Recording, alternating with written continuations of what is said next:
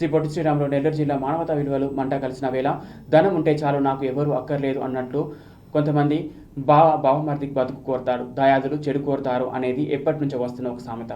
కానీ నెల్లూరు నగరంలో స్వయాన బావమర్ది తన చెడు కోరుతున్నారని, అతని వద్ద నుండి తనకు తన భార్యకు రక్షణ లేదని వాపోతున్నారు ఓ సామాన్య బావ. వివరాలకు వెళ్తే నెల్లూరు నగరంలోని స్టోన్స్పేటలో నివాసం ఉంటూ కొండ రాజగోపాల్ అనే అతను అక్కడే వ్యాపారం చేస్తూ ఉంటున్నాడు. స్వయాన రాజగోపాల్ బావమర్ది అయినటువంటి రామూర్తి తన అవసరం నిమిత్తం 1,30,00,000 అప్పుగా తీసుకుని అందుకు గాను అతని వద్ద ఉంటున్నటువంటి షాపింగ్ మాల్ను ఇస్తానని అగ్రిమెంట్ రాసి ఇచ్చి ఇప్పటికీ 6 సంవత్సరాలు గడుస్తున్నా దాని మీద ఎన్నిసార్లు అడిగినా కూడా ఇదిగో అదిగో అంటూ చేస్తూ చివరికి తన మీద రౌడీలతో రౌడీజం చేస్తున్నారని వాపోతున్నారు. అందుకు తన లాయర్ సాయంతో నవపేట్ పోలీస్ స్టేషన్ మరియు కోర్టులో కూడా పిటిషన్లు దాఖలు చేశానని, అందువల్ల తనను మాటలు నమ్మి ఎవరు కూడా ఆస్తులు కొనుగోలు కానీ లీజుకు కానీ తీసుకోవద్దని మీడియా పరంగా తెలిపారు. అదేవిధంగా తనకు పోలీసుల నుండి మీడియా పరంగా కూడా న్యాయం చేయాలని వాపోయారు. చేసుకుంటున్నాను. నా బావమరిది దింగిమల రామ్మూర్తి నా దగ్గర అతని అవసరం నిమిత్తం 1,30,00,000 డబ్బులు తీసుకొని నాకు వెనకాల ఈ నందాస్ ఎనెక్స్ వెంకటరామపురంలో ఉండే బిల్డింగ్ ఇస్తానని చెప్పి నాకు అగ్రిమెంట్ చేసి, ఆ అగ్రిమెంట్ 3 సంవత్సరాల పిదప మళ్ళా ఆ అగ్రిమెంట్ రెన్యూవల్ చేసి నాకు ఇస్తానని చెప్పి నన్ను వాళ్ళ ఇంటికి పిలిపించుకొని ఆ అగ్రిమెంట్ చించేసి పారేసి, దాని తర్వాత నీ దిక్కులు చోట చెప్పుకోకు, నీకేం డబ్బులు ఇచ్చేదేం లేదు అని చెప్పాడు. నేను ఆ డబ్బుల్ని ఇతరుల దగ్గర నుంచి తీసుకొని వచ్చి అతనికి ఇచ్చి నేను వాళ్ళకి అవసరం నిమిత్తం ఇచ్చాను.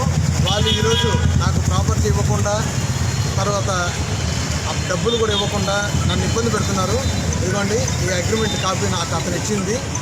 దాని తర్వాత ప్రోనోట్ రాసిచ్చాడు.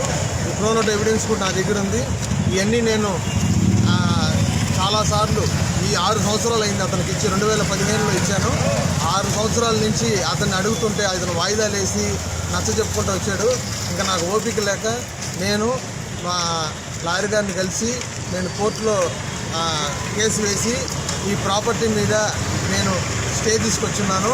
అందువల్ల దయచేసి ఎవరు కూడాను దీన్ని లీజ్ తీసుకోవడం కానీ, కొనుక్కోవడం కానీ, లేకపోతే వాడికి తీసుకోవడం కానీ ఏ విధమైన చర్యలు జరిపినను అది చట్టరీత్యా నేరం అవుతుంది. నేను తీసుకోను, కోర్టు వారు తీసుకునే క్రిమినల్ చర్యలకి వాళ్ళు బాధ్యులు అవుతారు. దాని తర్వాత నాకు ఇది జరిగిన తర్వాత కూడా అతను మా ఇంటి మీదకి వచ్చి నా మీద దౌర్జన్యంగా దుర్భాషలాడి నన్ను భయపెచ్చి నన్ను చాలా బాధ పెట్టాడు, నన్ను నా భార్యని. నేను కూడా ఈ విషయంలో నేను చాలా వరకు ఓర్పుతో ఉండి ఇంకా తర్వాత నా దగ్గర ఇంకా వేరే దారి లేక 2 టౌన్లో కూడా నేను ఒక criminal case FIR case file చేస్తున్నాను. అందువల్ల దయచేసి పోలీసు వారు కానివ్వండి, కోర్టు వారు కానివ్వండి నాకు సహకరించి నాకు న్యాయం చేయవలసిందిగా కోరుతున్నాను. నమస్కారం. ఓకే.